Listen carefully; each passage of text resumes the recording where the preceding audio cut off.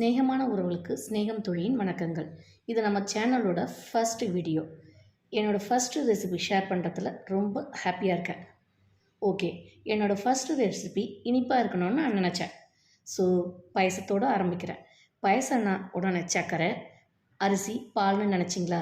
இல்லை, இன்றைக்கி நான் ஒரு ட்விஸ்ட் கொடுக்குறேன். நம்ம செய்ய போகிறது வரகரிசி பாயசம். சொல்லித்தரேன், பார்க்கலாமா?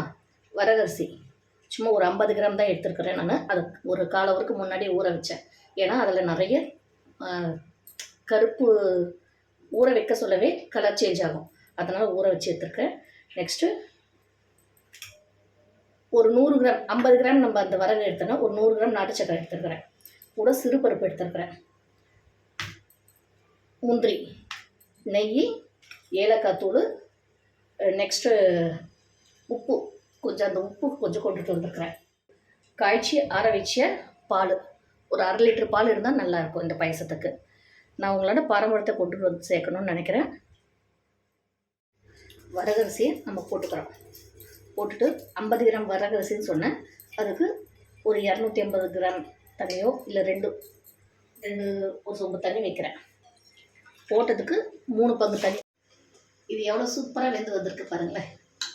இதில் லைட்டாக சும்மா ஒரு பிஞ்ச் உப்பு, ஒரு பிஞ்ச் ஏலக்காய் தூள், மணத்துக்கு நாட்டு சக்கரை கலந்துடலாம். நம்ம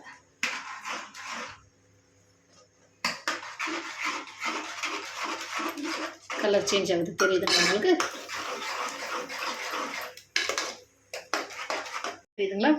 சிறுபருப்பு வெடிக்குது பாருங்க, சவுண்ட் கேட்குதுங்களா?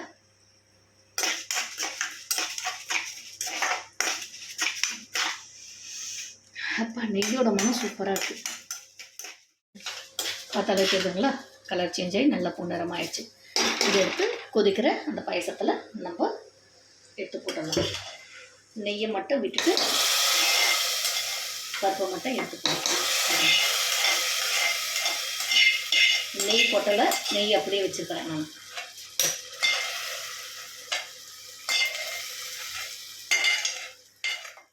இந்த பக்கம் நம்ம முந்திரி உடைச்சிட்டு அதை க்ரஷ் பண்ணி போடலாம்.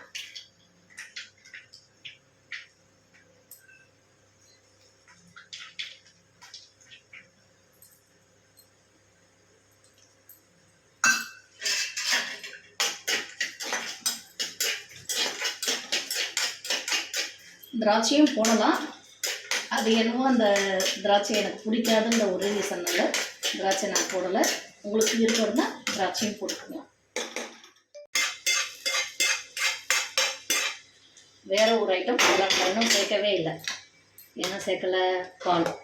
நம்ம நாட்டு சக்கரை போட்டிருக்கோம். அதனால் இப்போ நம்ம பால் ஊற்றினா, வெள்ளத்துலையோ இல்லை நாட்டு சக்கரையோ பால் ஊற்றினா தெரிஞ்சு போயிடும். அதனால் நான் என்ன ட்ரிக்கு யூஸ் பண்ணுவேன்னா, எனக்கு எங்கள் அம்மா சொல்லி கொடுத்தாங்க.